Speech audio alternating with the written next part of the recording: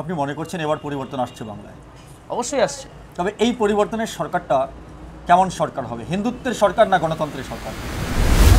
বিধানসভায় পাঠান এবং যে আপনাদের হয়ে কথা বলতে পারবে, সমস্ত স্টেজে আপনাদের কথা রাখতে পারবে, বড় বড় মঞ্চে আপনাদের কথা বলতে পারবে। চোপড়ার আইডেন্টিটি যেটা আইডেন্টিটি হয়েছে এখন বালি মাফিয়াদের আইডেন্টিটি, বাগান দখলের আইডেন্টিটি, সমস্ত রকম দুর্নীতি অপশাসনের আইডেন্টিটি, সেই আইডেন্টিটি আমরা মুছতে চাচ্ছি এবং একমাত্র বিকল্প ভারতীয় জনতা পার্টি।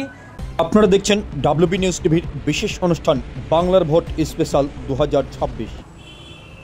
বাংলার ভোট স্পেশাল 2026 এই পর্বের আজকে আমাদের অতিথি সর্বভারতীয় অর্থাৎ ভারতীয় জনতা পার্টির জেলা কমিটির অন্যতম সদস্য মাননীয় শিক্ষক ভবেশ কর মহাশয়। আপনাকে নমস্কার আমাদের চ্যানেলের পক্ষ থেকে। নমস্কার এবং WB নিউজের সমস্ত দর্শকদের আমি অভিনন্দন জানাচ্ছি, সবাইকে নমস্কার জানাচ্ছি। দাদা, সব থেকে আজকে আমাদের আলোচনা পর্বে প্রথম যে বিষয়টা নিয়ে আমরা আলোচনা করব, যেহেতু আমার চোপড়ার স্পেশালটা আপনাদের কি থাকছে এবারে? চোপড়ায় তো আমরা যেমন সারা বাংলায় পরিবর্তনের একটা জোয়ার এসেছে, বিশেষ করে আফটার বিহার ইলেকশন রেজাল্ট বাংলায় সমস্ত সাধারণ জনগণ, ভারতীয় জনতা পার্টির সমস্ত কার্যকর্তা সবাই বুস্ট আপ এবং দৃঢ় বিশ্বাসী প্রত্যয়ী যে বাংলায় পরিবর্তন হচ্ছে। তার সাথে সাথে চোপড়াতেও আমরা পরিবর্তনের আশা রাখছি। বিহার নির্বাচনের ফলাফল থেকে কি কোনো দিক থেকে এই চোপড়ার যে যারা নেতৃত্ব কার্যকর্তা বিজেপি পার্টির, তাদের কি আপনাদের কি মনোবলটা কখনো মনে হচ্ছে যে এবার? না, অবশ্যই। দেখুন, একটা বিষয় হচ্ছে যে যখন কোথাও কোনো স্টেটে আমাদের যদি রেজাল্ট ভালো হয় তো স্বাভাবিকভাবে আমাদের সমস্ত কার্যকর্তারা সেইটার উপরে তাদের একটা ইফেক্ট স্বাভাবিক হয়ে আসে। তো বিহারে যদি আমাদের রেজাল্ট যদি ভালো না হতো সেই ক্ষেত্রেও একটা ইফেক্ট আসতো। রেজাল্ট ভালো হওয়াতে আমাদের সবার উপরেই এটা একটা দারুণ ব্যাপার, একটা এক্সট্রা এনার্জি হিসেবে আমাদের কাজ করছে। ঠিক, হয়তো অনেক আমাদের যারা দর্শক রয়েছেন তারা জানতে চাইবেন যে বর্তমানে যার সঙ্গে কথা বলছি, অর্থাৎ এই ভবেশ কর মাস্টারমশাই, আপনাকে সেভাবে লক্ষ্য করা যাচ্ছে না, কেন? কারণটা একটু বলুন। না, সেরকম বিষয় নয়। পার্টি যখন যেই দায়িত্ব দেবে, আমরা সংগঠনের উপরে বেশি বিশ্বাসী। ব্যক্তি বড় নয়, দল আমাদের কাছে বড়। তো সেই ক্ষেত্রে দল যখন যেভাবে ডাকবে, যখন যেভাবে বলবে কাজে নামতে, ঠিক সেইভাবে আমরা কাজে নামবো। স্বাভাবিকভাবে দল যখন যেইভাবে কোনো মিটিংয়ের সূচনা হচ্ছে বা যেভাবে হচ্ছে সেইভাবে আমরা কিন্তু সেখানে পৌঁছচ্ছি। তো স্বাভাবিকভাবে যে ভবেশ কর মাঠে নেই বা জনগণের সাথে নেই, এই মিসকনসেপশন, এটা ঠিক না। আপনাদেরও মনে হতে পারে, যারা আমাদের মিডিয়া বন্ধুরা রয়েছে চোপড়াতে, যারা বড় বড় পোর্টাল, আপনার WB নিউজ অনেক বড় পোর্টাল, অনেক ভিউয়ার্স আপনাদের, তো সবাইকে আমি আমার এই যে ইন্টারভিউ আপনি স্পেশাল 26 ইলেকশন যে নাম দিয়ে করছেন, এটা একটা বড় আপনার উদ্যোগ এবং সাধুবাদ জানাই আপনাকে, জাহিদদা আপনাকে, এবং সেই সাথে আমি সমস্ত চোপড়াবাসীকে এটা আশ্বস্ত করছি যে আপনারা এই দিক দিয়ে নিশ্চিত থাকুন যে আমরা আছি। অবশ্যই আমরা মানে এমন না যে আমরা মিসিং হয়ে মানে পার্টি থেকে দূরে আছি, এমনও বিষয় না। পার্টি যখন যেইভাবে ডাকবে, সংগঠন যেইভাবে বলবে কাজ করতে, ঠিক আমরা দেখবেন যে আমরা নেমে পড়ব। পার্টি যেভাবে সিদ্ধান্ত নিয়েছে সেইভাবে আমরা কাজ করছি, আমি আছি, এটাই হচ্ছে মূল বার্তা। চোপড়ার রাজনীতি একদমই আলাদা। দেখা গেছে রাজ্য রাজনীতি হতে পারে বা কেন্দ্রীয় রাজনীতি, সমস্ত জায়গা থেকে চোপড়া ভিন্ন। তো সেই চোপড়ায় আপনাদের বিজেপির এমন কি কোনো মুখ আছে যেটা তৃণমূলের সঙ্গে 100% লড়াই করার জন্য, এমন কিছু মুখ? দেখুন, মুখ বা নেতা তৈরি করে জনগণ এবং কার্যকর্তা। তো আপনি দেখবেন সময়ের সাথে সাথে যখন দিন গড়াবে, যত ইলেকশন নিয়ারিং হবে, তখন জনতাই এবং আমাদের কার্যকর্তারাই তাদের নেতা, তাদের যে ফেস ঠিক বেছে নেবেন এবং সংগঠন, আমাদের পার্টি ভারতীয় জনতা পার্টি বিশ্বের অন্যতম সর্ববৃহৎ দল, তো ঠিক তারা সংগঠনে বিশ্বাসী, ব্যক্তিতে বিশ্বাসী না। তবে হ্যাঁ, কারোর ফেস দরকার হয়, ঠিক সেই ফেসটা সঠিক সময়ে সামনে আসবে এবং সেটা জনগণ এবং কার্যকর্তারা বেছে নেবে তাদের ম্যান্ডেট কি, তারা কাকে চায়। ভারতীয় জনতা পার্টির চোপড়ার মুখ কে হবে, চোপড়ার মুখ কেমন হবে, তার কি কি এফিসিয়েন্সি থাকবে, তার যোগ্যতা কি থাকবে, তার ব্যাকগ্রাউন্ড কি থাকবে, সে লড়াই করার কতটুকু ক্যাপাসিটি আছে, মানসিক দৃঢ়তা কতখানি আছে, পার্টির প্রতি তার কি আত্মত্যাগ আছে, এই সমস্ত বিষয়গুলো নির্ণায়ক হবে। এবং জনগণ এবং ভারতীয় জনতা পার্টির যেই সমস্ত বুথের কার্যকর্তা, বুথ সভাপতিরা যারা দীর্ঘদিন ধরে লড়াই করে আসছেন টিএমসি নামক যে দল তার সাথে, এবং সাধারণ জনগণ চাইছে বাংলাকে দুর্নীতিমুক্ত করতে, টিএমসির অপশাসন থেকে বাংলাকে বাঁচাতে। তো অতএব তারাই ঠিক তাদের যে ফেস তাকে বেছে নেবেন, তারাই নির্বাচন করবেন এবং ঠিক দেখবেন লড়াইয়ের জন্য। আমরা সংগঠনে বিশ্বাসী, দলের যখন লড়াই হবে দলের সাথে দল লড়বে, তো স্বাভাবিকভাবে ফেস সামনে আসবে। আমাদের সকলের সেটা উপযুক্ত সে নেতৃত্ব দিয়েই আমাদের ভোট আমরা 26-এ আমরা লড়ব। আপনার মতে কেমন ফেস সামনে আসা দরকার?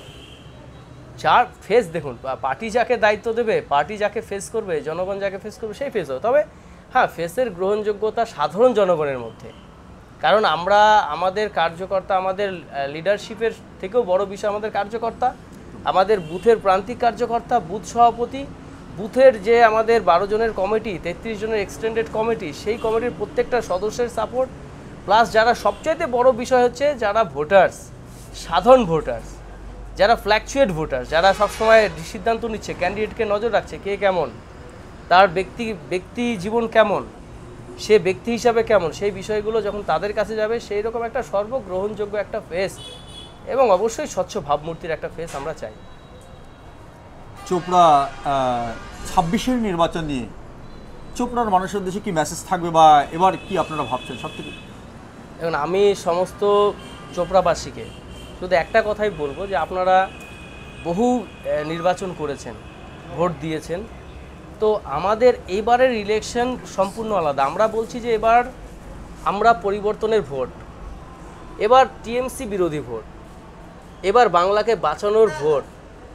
আমাদের বঙ্গ জননী বাংলার যে আমাদের অস্মিতা, আমাদের ভারতের যে জাতীয়তাবাদের উত্থান যেই বাংলা থেকে হয়েছিল, যেখানে আমাদের স্বামী বিবেকানন্দ, নেতাজি সুভাষচন্দ্র বোস, রবীন্দ্রনাথ ট্যাগর, কাজী নজরুল ইসলাম, এরকম সমস্ত বড় বড় মনীষীরা, সমস্ত বুদ্ধিজীবীরা, আমাদের ইভেন আমাদের যে বন্দে মাতরম সঙ্গীত, যেটা অনেক জাতীয়তাবাদী দলের ধ্বনি, সেটাও বাংলা থেকেই প্রথম উচ্চারিত হয়েছিল, বাংলা থেকেই প্রথম ইংরেজদের উৎখাতের ডাক এসেছিল। তো অতএব বাংলার এই যে গৌরবময় উজ্জ্বল ইতিহাস, সেই ইতিহাসকে বাঁচানোর একমাত্র বিকল্প ভারতীয় জনতা পার্টি।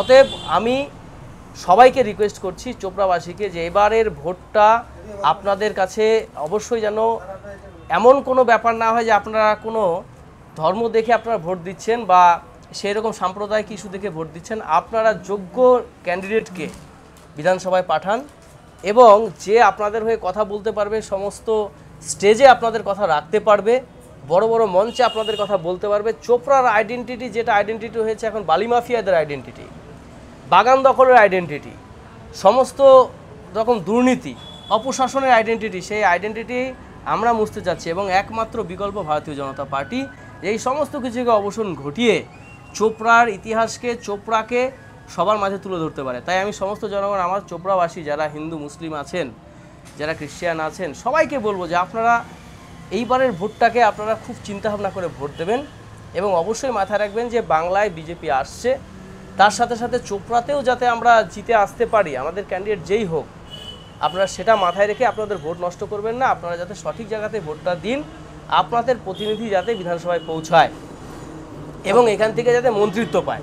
কারণ আমরা অনেকবার দেখেছি যে এখানে মন্ত্রিত্বের অনেক দিনের দাবি, তো আমাদের অনেক বিরোধী যারা নেতা রয়েছেন তারাও দাবি করেছেন যে এখান থেকে কেন মন্ত্রিত্ব হচ্ছে না। তা আমারও দাবি যে একজন এমন কেউ নির্বাচিত হোক যে মন্ত্রিত্ব পাওয়ার যোগ্য হয় এবং সমস্ত স্টেজে গিয়ে সেই কথাগুলো, চোপড়ার কথাগুলো, চোপড়ার দাবি দাবাগুলো সেগুলো রাখতে পারে। মানে আপনি মনে করছেন এবার পরিবর্তন আসছে বাংলায়? অবশ্যই আসছে। তবে এই পরিবর্তনের সরকারটা কেমন সরকার হবে? হিন্দুত্বের সরকার না গণতন্ত্রের সরকার? না না, দেখুন, এই যে বিষয়টা আমরা গুলিয়ে ফেলছি যে বিজেপি মানেই হিন্দুত্বের সরকার, যদি সেই পারসেপশনটাই সঠিক হতো তাহলে বিজেপি মানে অন দ্য প্রেজেন্ট টাইম আপনি দেখুন ভারতবর্ষের প্রায় 20টা প্লাস স্টেটে 21টা স্টেটে আমাদের বিজেপি সরকার চলছে। তো সমস্ত স্টেটেই প্রচুর সংখ্যক মুসলিমরা থাকেন সেখানে। তাদের আপনি লিভিং স্ট্যাটাসটা দেখুন, স্ট্যাটাসটা চেক করুন যে বাংলা থেকে বাংলার মুসলিমরা, আপনাকে শুধু 2-4 জনের লাভ দেখলে হবে না। বাংলায় যে মুসলিমদেরকে বোকা বানিয়ে ভোট ব্যাংক করে বাংলার সাধারণ মুসলিমদেরকে যে লেবার খাটতে অন্য স্টেটে বিজেপির স্টেটগুলোতে পাঠিয়ে দেওয়া হয়েছে, বিজেপির স্টেটের মুসলিমরা বাংলাতে বা বিজেপি বিরোধী কোনো স্টেটে কাজ করতে কত হারে গেছে, কয়জন এসছে, আপনাকে সেই পরিসংখ্যান দেখতে হবে। যদি সেটা না হয়ে দেখা যায় যে বিজেপি শাসিত স্টেটে, গুজরাটে, আপনি উত্তরপ্রদেশে, মধ্যপ্রদেশে আপনি যদি দেখেন যে এখান থেকে মুসলিম ভাইরা সেখানে গিয়ে কোনো ওখানকার মুসলিম মালিকের কাজ করছে, আপনাকে বুঝতে হবে যে ওখানকার মুসলিম মালিক হয়েছে আমাদের এখানকার মুসলিমরা লেবার করে ছেড়েছে আমাদের এখানকার টিএমসি সরকার। স্বাভাবিকভাবেই যে আমাদের সরকার যখন আসবে আমরা আমরা আমরা হচ্ছে আইনের শাসন ব্যবস্থা প্রণয়ন করব, শাসকের আইন আমরা করব না। যেটা বর্তমানে হয়েছে শাসকের আইন, আমরা শাসকের আইন না, আইনের শাসন ব্যবস্থা প্রণয়ন করব। অবশ্যই গণতন্ত্র এবং মানুষের কথাই সেখানে হবে। অত্যাচারিত এবং ডেস্টিটিউট সমাজের লাস্ট একদম যে সিটে বসে আছে যে লোকটা, তার ব্যথা বেদনা দেখাই হচ্ছে বিজেপির কাজ হবে, না কি যে হিন্দু মুসলিম বলে ডিসক্রিমিনেট করা হবে কাউকে, সেটা করা হবে না। আইন যদি সঠিক হয় সবাই সঠিকভাবেই বিচারটা পাবে। আমাদের থিওরি সেটা, আমরা সেই সমাজতন্ত্রে বিশ্বাসী। কিন্তু সবথেকে এখানে বড় বিষয় হয়ে যাচ্ছে বর্তমানে বাংলার রাজনীতিতে দুটো বিষয় খুব চর্চিত বিষয়। আপনাদের দলের এই বিরোধী দলনেতা শুভেন্দু অধিকারীর কিছু কিছু মন্তব্য, সেই মন্তব্যগুলোকে হয়তো সংখ্যালঘুরা সেভাবে তারা গ্রহণ করতে পারছেন না। এই বিষয়টা আপনাকে কি মনে হয়? আপনি যে জায়গায় বসবাস করছেন এখানে তো আপনিও কি এরকমই কিছু লক্ষ্য করছেন যে সংখ্যালঘুরা সত্যিই খারাপ বা এরা ওরা, এই সমস্ত শব্দগুলো? না, দেখুন, আমরা সংখ্যালঘুদের বিষয়ে আমাদের স্ট্যান্ড আমরা অলরেডি ক্লিয়ার করেছি যে আমরা যেমন ভারতীয় আদি বাসিন্দা এখানকার, যেমন চোপড়াতে যে মুসলিম সমাজ রয়েছে তারা বেশিরভাগটাই হচ্ছে গিয়ে সূর্যাপুরী মুসলিম, তাদের ভাষা সেটা, তারা এখানকার শত শত বছর ধরে বাসিন্দা। তো আমরা তাদের সাথে যেমন, আমরা এখানকার স্থানীয় হিন্দুদের সাথে যেমন, আবার একই সাথে বাংলাদেশ থেকে অত্যাচারিত হয়ে আসা হিন্দু যারা ওই পারেও এক রাতের সিদ্ধান্তে তারা ওইখানে এক নিজের দেশে বিদেশি হয়ে গেল, অকথ্য অত্যাচার চললো, তারা পালিয়ে আসতে ভারতে বাধ্য হলো। কারণ তারাও তো ওয়ান্স আপন এ টাইম তারা ভারতবর্ষেরই অংশ ছিল, ভারতের স্বাধীনতার জন্য লড়াই করেছে।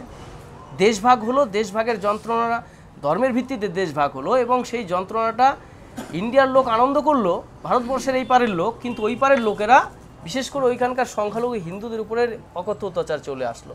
সেটা আমরা এইখানে যাতে তারাও সঠিকভাবে থাকতে পারে, এখানকার ভারতীয় মুসলিমরা যাতে সঠিকভাবে তাদের ন্যায্য অধিকার পায়, আমরা তার পক্ষে।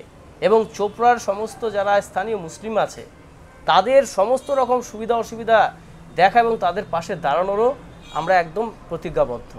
তথাপি এই ভাবার বিষয় নাই যে চোপড়ায় যারা আছে, চোপড়ায় যারা রাজনীতি করে তারা আমাদের সাথে সবসময়, আমরা আমাদের মুসলিম কার্যকর্তারা, মুসলিম বন্ধুদের সাথে আমরা সবাই মিলেমিশে এবং সমানভাবে তারাও দলে গুরুত্ব পায় দিয়েই আমরা কিন্তু রাজনীতিটা করছি। আপনি জানেন চোপড়ার আগের বারে আমাদের ক্যান্ডিডেট শাহিন আক্তার ছিল। তো যদি বিজেপি যদি মুসলিম বিরোধী হতো তাহলে চোপড়া থেকে শাহিন আক্তারকে ক্যান্ডিডেট করতো না, স্ট্রেট অ্যান্ড ক্লিয়ার।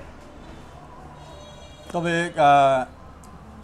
বিশেষ করে যে মাইনরিটি ভোট, চোপড়ায় যদি সংখ্যালঘু দেখা যাচ্ছে যে সংখ্যালঘু আপনারাই, অর্থাৎ এখানে হিন্দুরাই সংখ্যাগুরু মুসলমান, তো সেই সংখ্যালঘু একটা বৃহৎ আকারের ভোট রয়েছে। সেখানে চোপড়ায় ক্ষমতায় আসতে গেলে সেই ভোটটা খুব প্রয়োজন, আবার সেই ভোটটার খুব প্রয়োজন।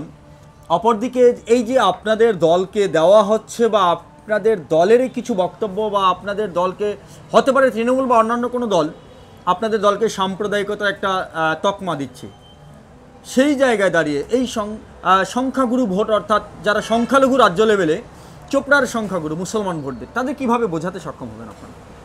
দেখুন, সংখ্যা আমাদের যদি এই কথা বলেন যে সাম্প্রদায়িক তকমা দিয়ে দিচ্ছে টিএমসি নামক দল বা বামফ্রন্ট নামক দল, তো তাদের ডবল স্ট্যান্ডার্ড নীতির সাথে আমরা বিশ্বাসী নই। তারা আমাদেরকে বিজেপি, ভারতীয় জনতা পার্টিকে সাম্প্রদায়িক বলে তারা ঈদের নামাজে, তাদের ঈদের ইফতার পার্টিতে গিয়ে ইসের সময়তে আমরা রমজান মাসে তারা ইফতার পার্টিতে গিয়ে শুধু টুপিটা মাথায় দিয়ে আর ঘোমটা দিয়ে তারা ইফতার পার্টি করছে নামাজ রোজা না রেখে, তাহলে সেটা কি সাম্প্রদায়িক নয়?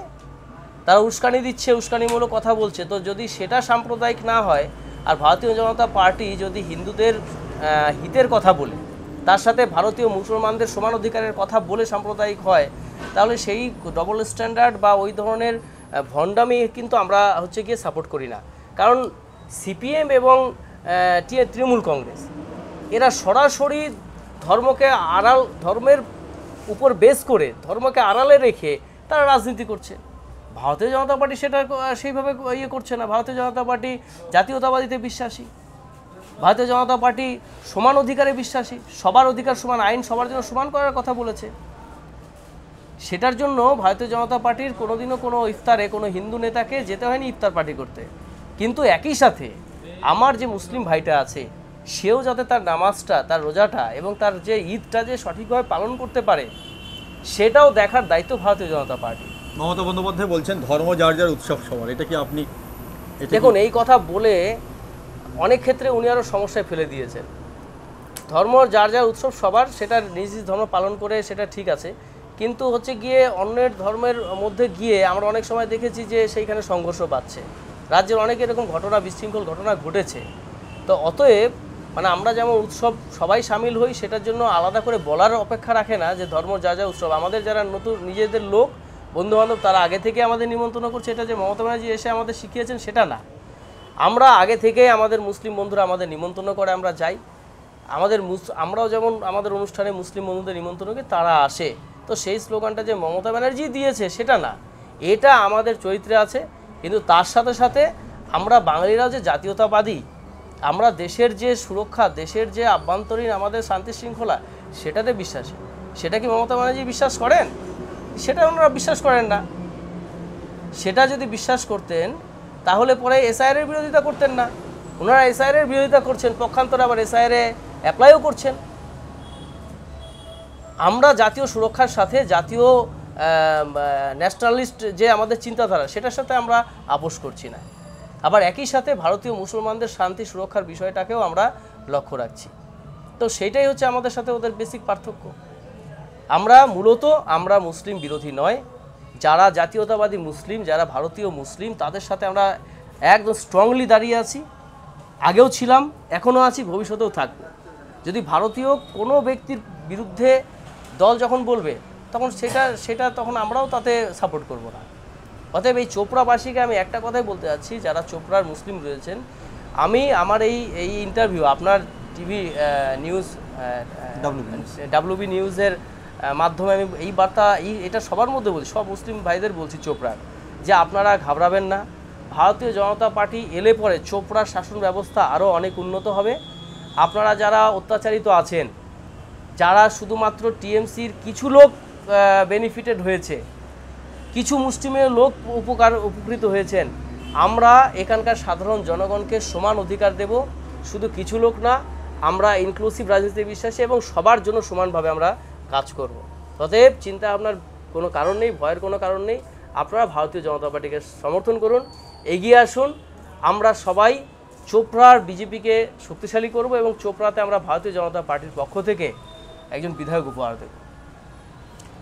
এবার একটু এসআইআর প্রসঙ্গ নিয়ে আলোচনা করব, যে মূলত এসআইআর, এই এসআইআর প্রসঙ্গে কি বলবেন চোপড়ার মানুষ? না, এসআইআর এটা কন্টিনিউয়াস প্রসেস। এটা বিগত বাম শাসনে হয়েছিল। এখন তো বামেরা বলছে আমরা কাগজ দেখাবো না। তো যদি ওনারা কাগজ এত দেখাতে না চান, তাহলে 2002-এ কেন করতে দিলেন? তখন তো বামফ্রন্টের সরকার ছিল, তাহলে তখনই তো বলতে পারতেন আমরা এসআইআর করতে দেবো না, আমরা এসআইআর মানি না। তখন এসআইআর ওনাদের টাইমে হলো।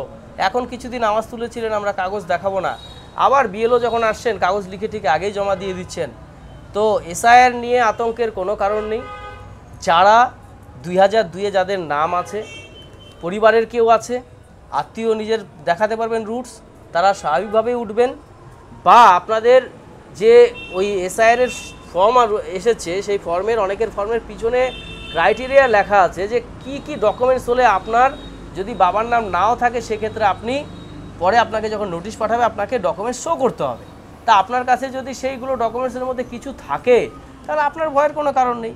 আপনি আপনার রুটস দেখাতে পারলেন না, আত্মীয় স্বজনের লিঙ্ক দেখাতে পারলেন না, কোনো কিছুই দেখাতে পারলেন না, সেই ক্ষেত্রে আপনি যদি ভারতীয় হন ভারতীয়ত্বের প্রমাণ দিতে হবে। আর যদি না দেখাতে পারেন তাহলে তারপরে সেই ক্ষেত্রে আপনার সমস্যা আছে। যারা উদ্বাস্তু হিন্দু রয়েছেন তাদের জন্য সিএ এর অপশান আছে, তারা অ্যাপ্লাই করতে পারেন। আর যারা বাংলাদেশ থেকে বা বিভিন্নভাবে তারা অনুপ্রবেশকারীরা এসেছেন তাদের ক্ষেত্রে তারা দেখা যাচ্ছে অনেকে বর্ডার দিয়ে পালিয়ে যাচ্ছেন, তাদের সমস্যা। ভারতীয় মুসলিমদেরও সমস্যা নেই, এখানকার স্থানীয় হিন্দুদের সমস্যা নেই। উদ্বাস্তু যারা 2014 সালের 31শে ডিসেম্বরের মধ্যে এসেছে তারা সরাসরি সিএ অ্যাপ্লাই করতে পারবেন।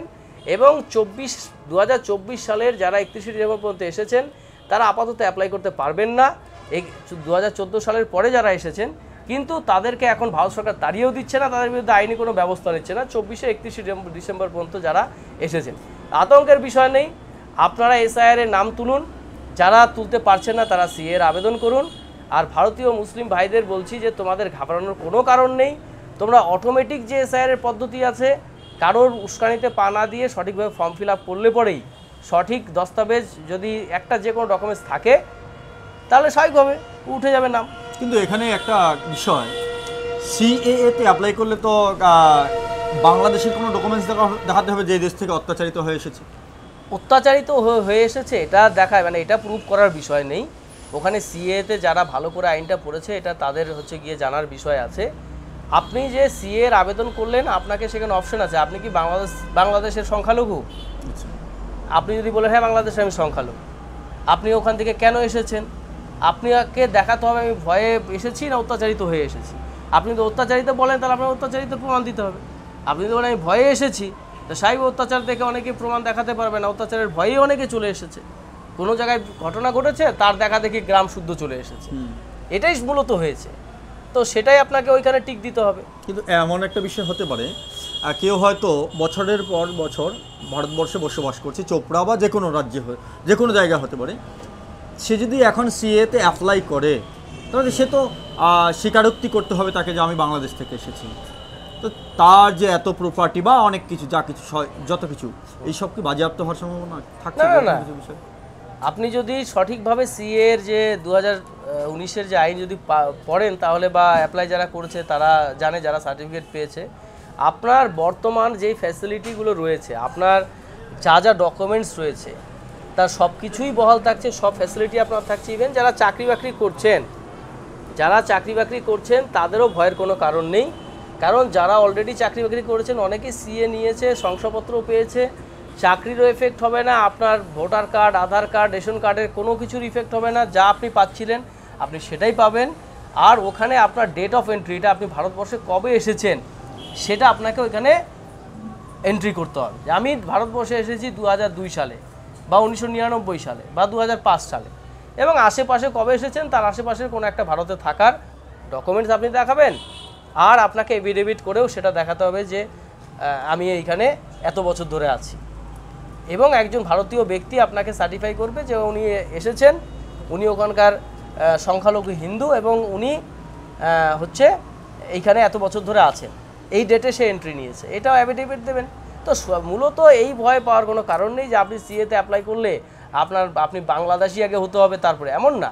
কারণ আপনার আইনটাই বাংলাদেশি হিন্দুদের জন্য, ওখানকার সংখ্যালঘুদের জন্য, এবং যারা খ্রিস্টান রয়েছে, বুদ্ধিস্ট রয়েছে ওখানকার, যারা ওখান থেকে মূলত বাংলাদেশ এবং পাকিস্তান মূলত মুসলিম কান্ট্রি, সেখানে 93% মুসলিমরা আমাদের ওখানকার বাসিন্দা।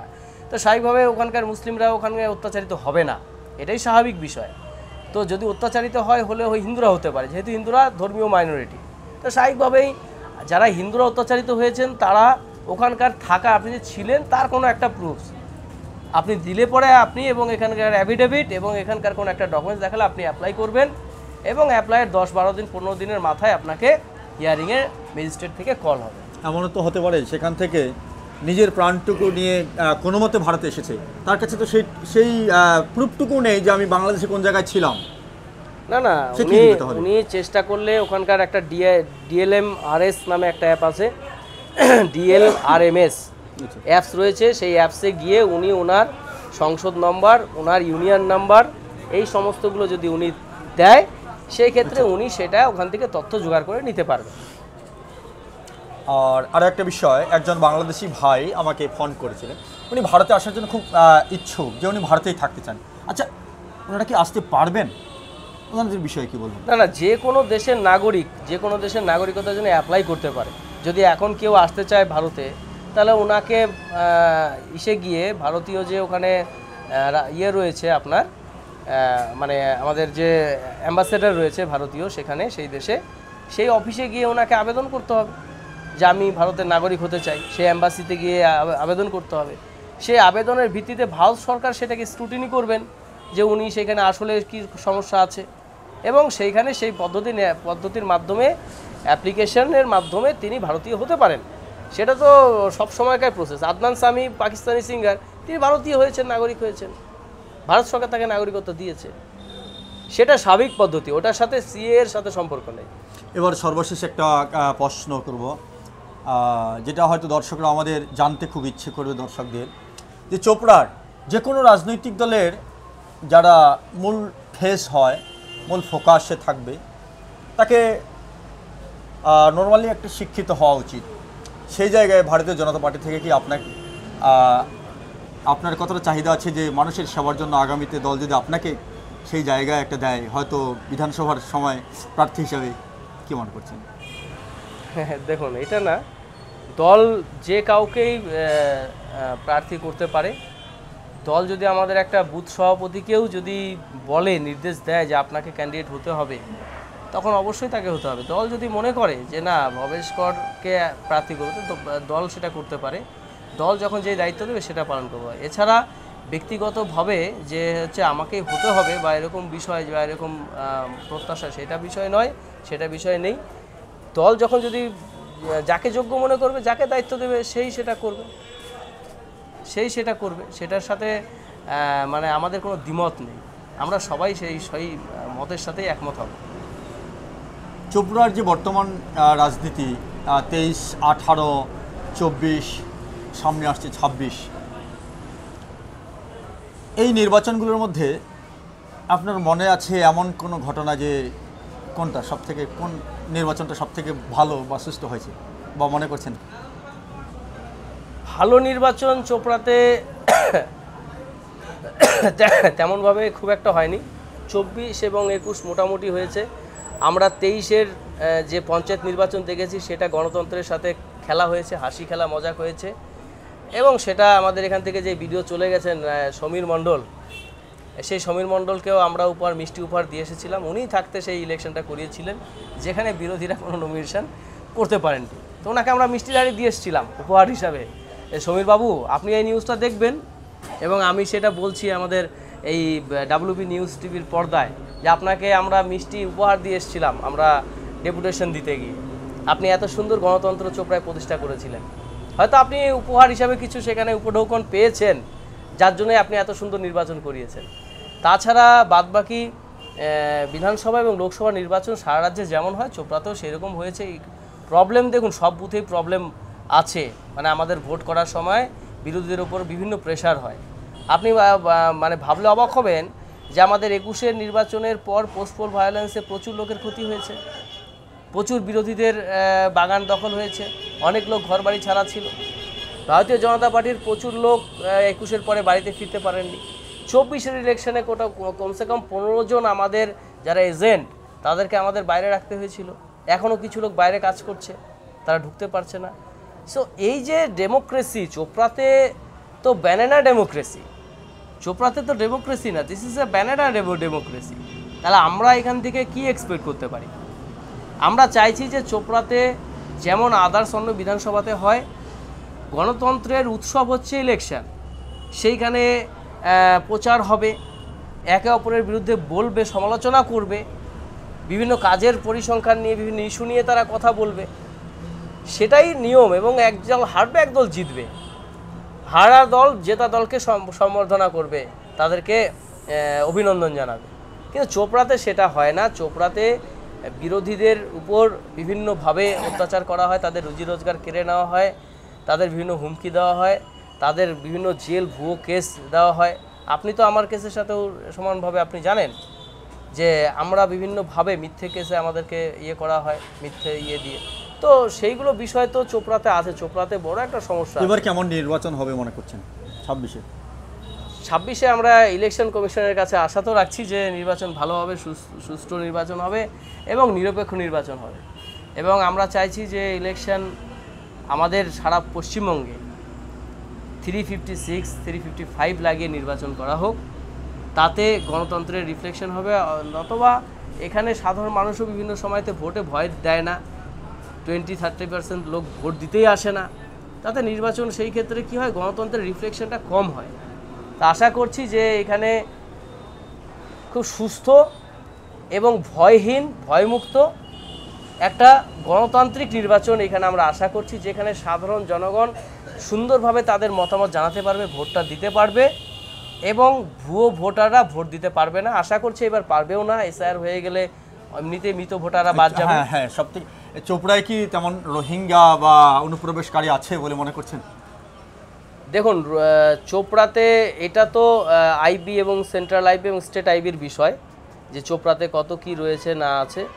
তবে সেদিন নিউজ চ্যানেলে দেখছিলাম যে একজন অবৈধভাবে তার শাশুড়িকে দিয়ে ভোট করিয়েছে, সিএন নিউজে একটা খবর দেখছিলাম।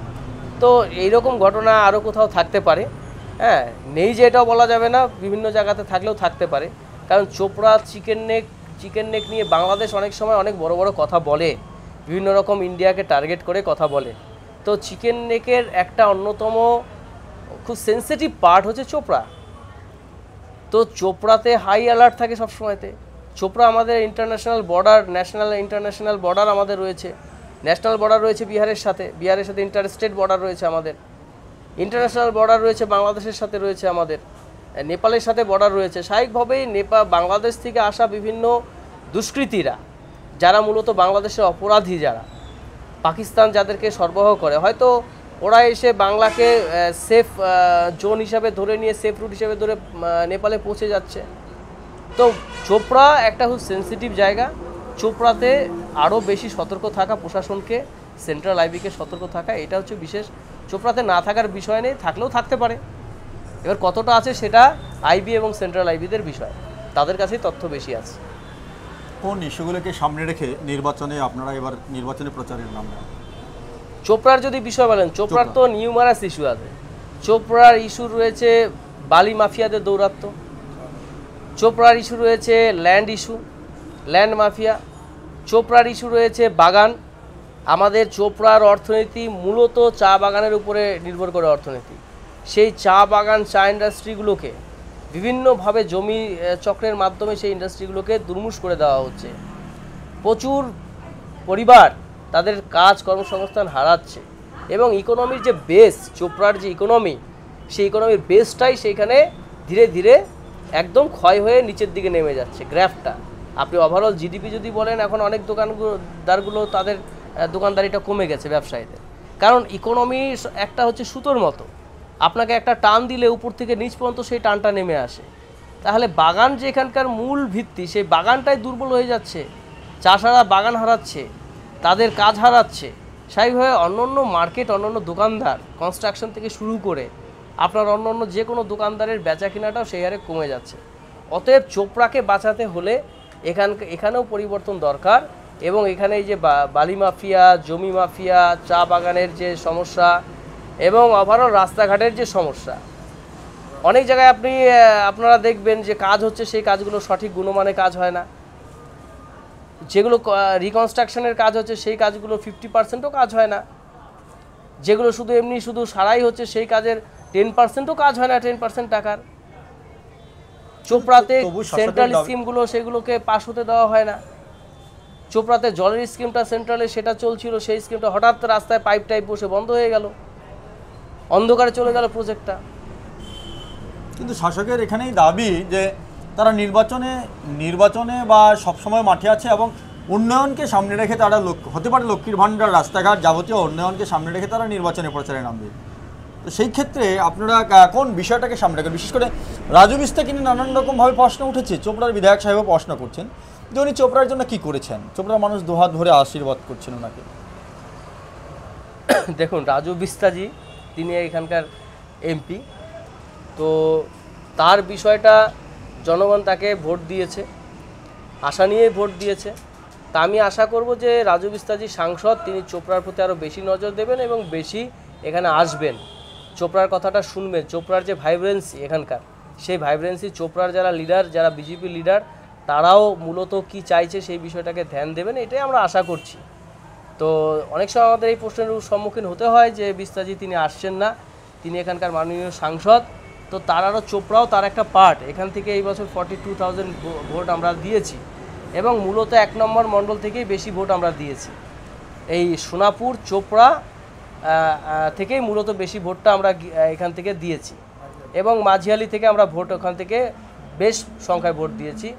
আমরা একটু ভোট কম পেয়ে গেছি 3-এ এবং দাসপাড়াতে কিছুটা ভোট আমাদের কমেছে, যার জন্য ভোটটার গ্র্যাপটা একটু নেমেছে। কিন্তু 1 নম্বর মণ্ডলের এই যেখানটায় আপনি দেখছেন, যেখানে বসে আমরা ইন্টারভিউটা করছি, সেখানকার আশেপাশের যে ভোটটা গ্রিপটা ছিল সেটা সেম ইন্ট্যাক্ট থেকে গেছে। তো অতএব বিস্তাজির উচিত এখানে চোপড়ার প্রতি আরেকটু মনোযোগী দেওয়া এবং আমাদের কথাগুলো শোনা, এটাই আশা করব। যেটা সাধারণ মানুষ চাইছে, আমরাও চাইছি সেটা।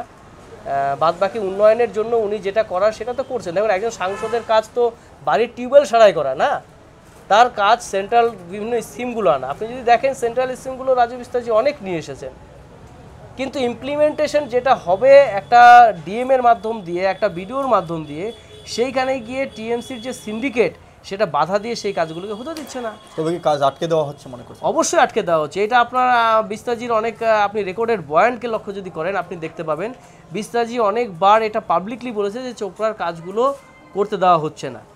আমরা হরঘর জল যোজনাতে কাজগুলো আটকে গেল, বিভিন্ন রাস্তা স্কিম আমরা পাস করেছি, সেই রাস্তার দুর্নীতি নিয়ে কতগুলো অভিযোগ হলো। নারায়ণপুরের রাস্তা, সেটা বিস্তাজির পাস হওয়া রাস্তা, আপনি যদি ইয়েটা দেখেন সেটা দেখবেন যে আমরা সেখানে রেফারেন্স দিয়ে রাস্তাটা হয়েছে, রাস্তার কাজ আটকে, রাস্তা নিয়ে দুর্নীতি হচ্ছে। মাঝিয়ালি অঞ্চলে হয়েছে, রাস্তার টাকা এলে ওটা রাখা হয়ে গেছে, রাস্তার খাতা কলম হয়ে গেছে, কিন্তু রাস্তা নেই সেখানটাতে। তো এটা তো হয়েছে এবং সেন্ট্রালের অন্যান্য প্রজেক্ট, সেই সমস্ত প্রজেক্টগুলোতে পশ্চিমবঙ্গ, সারা পশ্চিমবঙ্গ যেমন হতে দিচ্ছে না, চোপড়াতেও আমরা অনেক বিষয়ে ছোট ছোট যেগুলো কেন্দ্রীয় স্কিম সেগুলো করতে পারছি না। আদারওয়াইজ যে সেন্ট্রালের যে রাস্তাঘাট, সেন্ট্রাল যে রাস্তা, রেলওয়ে, তারপরে ইলেকট্রিফিকেশন, সেন্ট্রাল স্কুল, স্টেট যেগুলো আপনার সিটি রয়েছে, স্মার্ট সিটি, সেই smart city project, Siliguri ring road থেকে শুরু করে শিলিগুড়ি করিডরকে আপনি যদি এখন যান, আপনি যখন দার্জিলিং জেলায় ঢুকলেন, আপনি ঘোষপুকুর গেলে আর এলাকা চিনতে পারবেন না। বাগডোগরা ইন্টারন্যাশনাল এয়ারপোর্ট, এই ক্ষেত্রেও আমাদের বিস্তাজি, জয়ন্তদা থেকে শুরু করে ওখানকার আমাদের যারা এমএলএ সাংসদরা রয়েছেন, আমাদের আনন্দদা, শঙ্কর ঘোষ, দুর্গা মুর্মু, এনাদের অনেক অবদান রয়েছে। ইন্টারন্যাশনাল এয়ারপোর্ট বাগডোগরা আপনার বাড়ি থেকে আমার বাড়ি থেকে কত দূর? 40 কিলোমিটার, 45 কিলোমিটার। একটা ইন্টারন্যাশনাল এয়ারপোর্ট আমরা বিজেপির সেন্ট্রাল গভর্নমেন্টের মাধ্যমেই পেয়েছি, এটা তো অস্বীকার করার জায়গা নেই। আমাদের রাস্তাগুলো যখন এনডিএর ক্ষমতা চলে গেল, অটলজি চলে গেলেন, কংগ্রেস সরকার যখন ছিল, এইখানে আমাদের 3 মাইলের বোর্ডটা পৌঁছতে সে রাস্তা থেমে গেছিলো। আবার 14 সালে যখন মোদিজি এলেন, রাস্তাঘাটের কাজ শুরু হলো। নীতিন গাডকারিজি এত কাজ করেছেন সেন্ট্রাল স্কিমে, সেটা গিনিস বুক অফ ওয়ার্ল্ড রেকর্ডের নাম উঠেছে। তবে সেন্ট্রাল যেটা একটা এমপি সাহেবের কাজ হওয়া উচিত, সেটা উনি করছেন, নিরন্তর করছেন, চোপড়ার জন্য করছেন, সারা দার্জিলিং কনস্টিটিউয়েন্সির জন্য করছেন, কিন্তু উনি আসছেন কম। এটা একটা অভিযোগ অনেক সাধারণ লোকও বলছে, অনেক কার্যকর্তারাও বলছেন। এটা আমাদের পক্ষ থেকে আমরা অনুরোধ করছি বিস্তাজিকে যে তিনি চোপড়ার দিকে ধ্যান দিক। চোপড়ার জনগণ এবং চোপড়ার যারা মূল কার্যকর্তা রয়েছেন, তারা কি বলছেন তাদের কথা ধ্যান দিয়ে শুনে চোপড়ার প্রতি নজর আরেকটু বেশি দিলে, আসলে পরেই হয়তো চোপড়ার জনগণ আরও বেশি খুশি হবে। ধন্যবাদ আপনাকে। দীর্ঘক্ষণ আমরা আলোচনা করেছি। আমাদের দর্শকদের জন্য কিছু, দর্শকদের সবাইকে আমার পক্ষ থেকে আপনাদের সবাইকে অভিনন্দন জানাচ্ছি। ভালো থাকুন। আর চোপড়ার রাজনীতিতে আপনাদের সাধারণ জনগণের পার্টিসিপেশন এবার ভীষণ প্রয়োজন। আপনারা এবার নিজের শুধু জাত আর ধর্ম দেখে ভোট না দিয়ে চোপড়ার উন্নয়নের জন্য সঠিক ক্যান্ডিডেটকে বেছে নিয়ে আপনারা বিধানসভায় পাঠান এবং সার্বিক চোপড়ার উন্নয়ন, চোপড়াকে আমরা ভারতবর্ষের বিভিন্ন দরবারে একটা উঁচু জায়গায় দেখতে চাই এবং সেই প্ল্যাটফর্মে সেই রকম ধরনের যোগ্যতা সম্পন্ন লোককে আপনারা নির্বাচিত করে পাঠান। আমি বলবো ভারতীয় যারা মুসলিম রয়েছেন, চোপড়ার যারা আমার দেশীয় মুসলিম ভাইরা রয়েছেন, যারা যারা মূলত সূর্যাপুরী মুসলিম ভাইরা, তাদের সাথে আমি সর্বতোভাবে আপনাদের পাশে আছি, সর্বতোভাবে দাঁড়িয়ে আছি। আপনারা আমাদের উপরে ভরসা করুন এবং আমাদের সাথে আপনারা এগিয়ে আসুন, এটাই আমাদের বার্তা রইল। ধন্যবাদ আপনাকে। এতক্ষণ আপনারা দেখছিলেন ডাব্লিউবি নিউজের বিশেষ অনুষ্ঠান বাংলার ভোট স্পেশাল 2026। আর এই বিশেষ অনুষ্ঠানে আজকে আমাদের প্রধান অতিথি ছিলেন ভারতীয় জনতা পার্টির জেলা কমিটির অন্যতম সদস্য ভবেশকর।